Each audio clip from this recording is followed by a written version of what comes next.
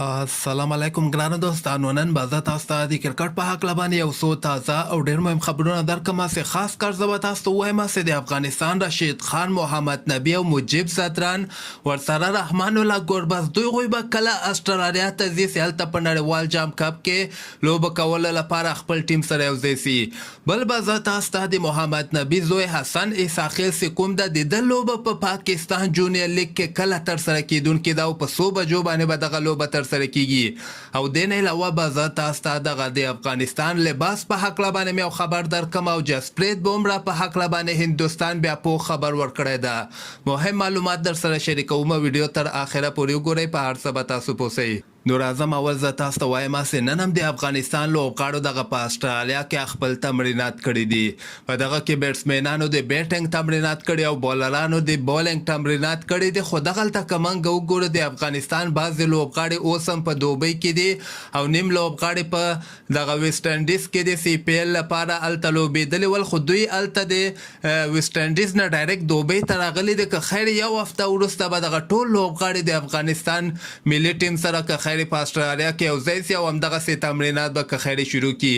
دغه نه علاوه دغه د سریلانکا ټیم، ویسټ انډیز ټیم دغوی اوس نه یعنې د استرالیا ته رسېدلي دي، ځکه دغوی به کوالیفاین راوند لوبې کوي. نو ځکه دا د کوالیفاین راوند لوبو ټیمونه چې کوم دي دغوی اوس نه استرالیا ته رسېدلي دي او هلته یې پریکټسونه هم شروع کړي دي. نو دغه بقایا لوبغاړي به که خیر یو هفته کې د استرالیا په طرف باندې روان سي او ملي ټیم سره به یوځای کیږي. بل به زه تاسو ته د محمد نبي زوی حسن اساخیل چې کوم د دیم پاکستان لاهور ته رسېدلی ده او پریکټسونه شروع کړي دي. د پاکستان جونیئر لیګ دغه ټورنمنټ خو 6 اکتوبر باندې شروع کیدونکی ده. خو د محمد نبي د زوی لوبه چې کومه یوه ده د حسن اساخیل دغه به په 8 اکتوبر باندې شروع کیږي. د افغانستان په وخت باندې غرمې ټایم کې 3 بجې تاسو دغه لوبه لایف په پی ټي وي سپورت باندې کتلی سئ. یعنی پاکستان جونیئر لیګ لوبې چې کومې دي دغه ټولې لوبې لایف تاسو په پی ټي وي سپورت باندې کتلی سئ. هغې وخت سره به که خیر زه تاسو ته یو زبردسته ایپ هم وښیم. په هغې کې به که خیر تاسو دغه لوبه وګورئ. او بل به زه تاسو ته دغه د افغانستان لباس په هکله باندې ډېر زیات ملګري پوښتنه کوي چې د افغانستان لباس به څنګه وي.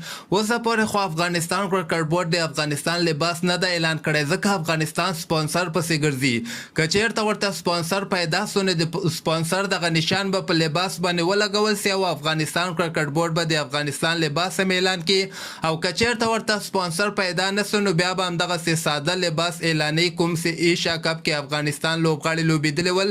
تقریبا هماغسې لباس کې به افغانستان لوبغاړي لوبه ترسره کړي. او بل به زه تاسو ته د جسپریت بومرا په هکله باندې مې یو خبر درکړم چې هغه تېره ورځ دغسې خبر راغلی و چې جسپریت بومرا اوس هم امکان شته ده چې په نړیوال جام کپ کې د هندوستان لپاره لوبه ترسره کړي. خو نن د هندوستان کرکټ بورډ له طرف نه دغه کنفرم شو چې جسپریت بومرا نشي کولی په T20 ورلډ کپ کې د هندوستان لپاره لوبه ترسره کړي. او بل به زه تاسو ته ووایم چې سبا ته یعنې دغه د ساوت افریقا او د هندوستان چې کومه درېیمه شروریزه لوبه ترسره کیدونکې ده دغه هم که خیر سبا ترسره کیږي. خو دغه سیریز ونه هندوستان اول نه ګټلی، ځکه اولنۍ 2 لوبې ونه هندوستان وګټلې. نو سبا ته یعنې 4 د اکتوبر د سې شنبې په ماښام ټایم کې د افغانستان په وخت باندې 6:30 بجې دغه لوبه شروع کیدونکې ده. په سټار سپورټ چینل باندې تاسو دغه لوبه لایو هم کتلی سئ. نو همدغسې تازه خبرو لپاره تاسو دغه چینل هم در سره سبسکرایب کولی سئ.